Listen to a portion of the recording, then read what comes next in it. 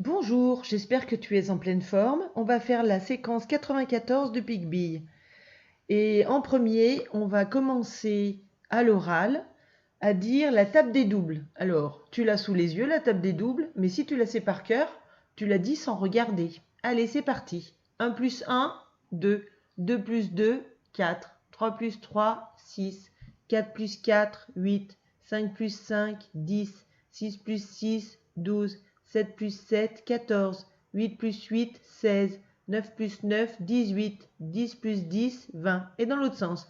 9 plus 9, 18. 8 plus 8, 16. 7 plus 7, 14. 6 plus 6, 12. 5 plus 5, 10. 4 plus 4, 8. 3 plus 3, 6. 2 plus 2, 4. 1 plus 1, 2. Ça, normalement, on le sait par cœur depuis un petit moment.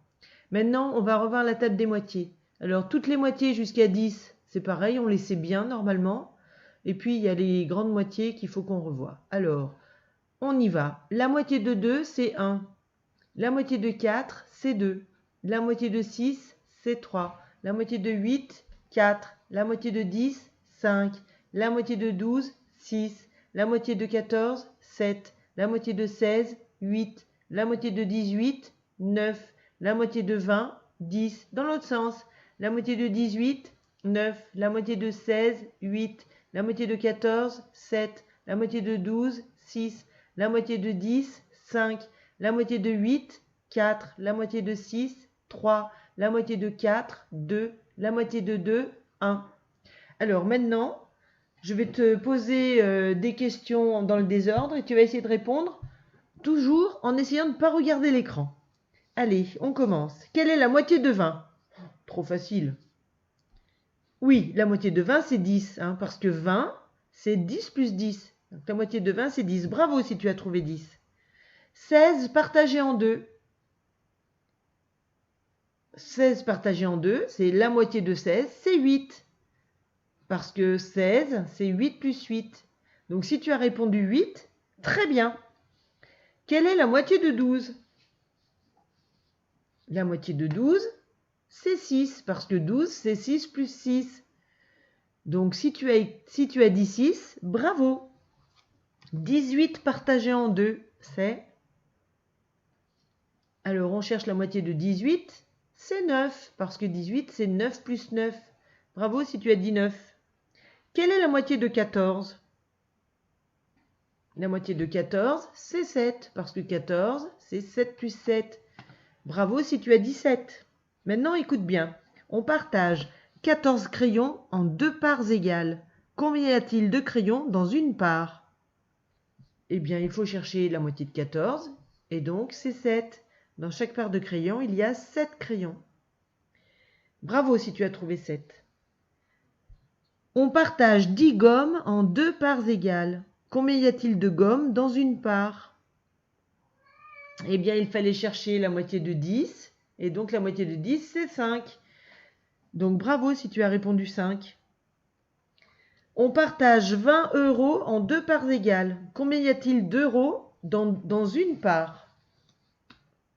Eh bien, la moitié de 20, c'est 10.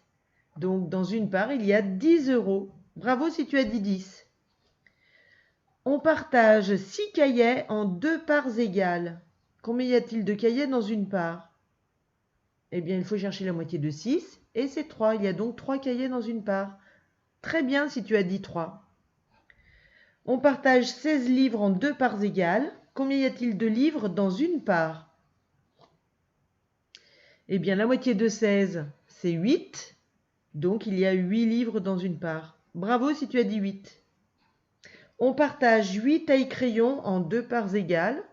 Combien y a-t-il de tailles-crayons dans une part? Eh bien, la moitié de 8, c'est 4. Donc, il y a 4 tailles-crayons dans une part. Bravo si tu as dit 4.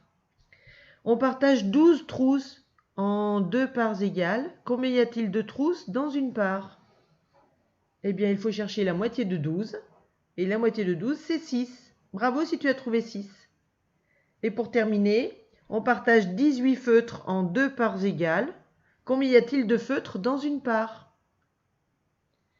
Là, on cherche la moitié de 18, c'est 9.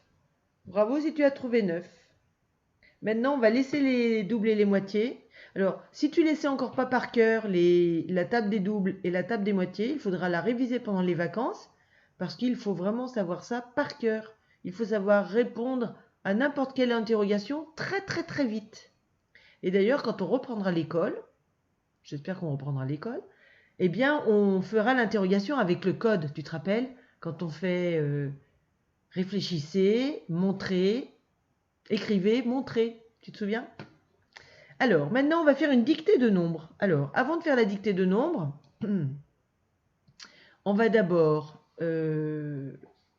réfléchir à la règle. Alors, la règle de la dictée de nombres, c'est quand on entend 60, 60, c'est 6 dizaines. Si après 60, on entend entre 1 et 9, il n'y a pas de dizaines supplémentaires, donc il y aura encore 6 dizaines. Si par contre, après 60, on entend entre 10 et 19, là, ça fait une dizaine supplémentaire, et donc à ce moment-là, il y a 7 dizaines. Alors maintenant, tu vas écrire au brouillon 67. Alors attention, quand on entend 67, après 60, il y a 7. Alors voilà 67. On entend 67. Après 60, on entend 7. Donc il n'y a pas de nouvelles dizaines. Donc il y a bien 6 dizaines et 7 unités isolées. Bravo si tu as écrit 67 comme ça. Maintenant, tu écris 76. Attention, quand je dis 76, après 60, on entend 16. Je te laisse le temps d'écrire. Et donc, quand on entend 76, après 60, on entend 16. Ça veut dire qu'il y a une nouvelle dizaine. Donc, il n'y a pas 6 dizaines, mais 7 dizaines. Et après, dans 16, il y a 6 unités. Donc, voilà, 76, 7 dizaines et 6 unités isolées. Bravo si tu l'as écrit comme ça. Maintenant, tu écris 70. Alors, attention, après 60, on entend 10. 70.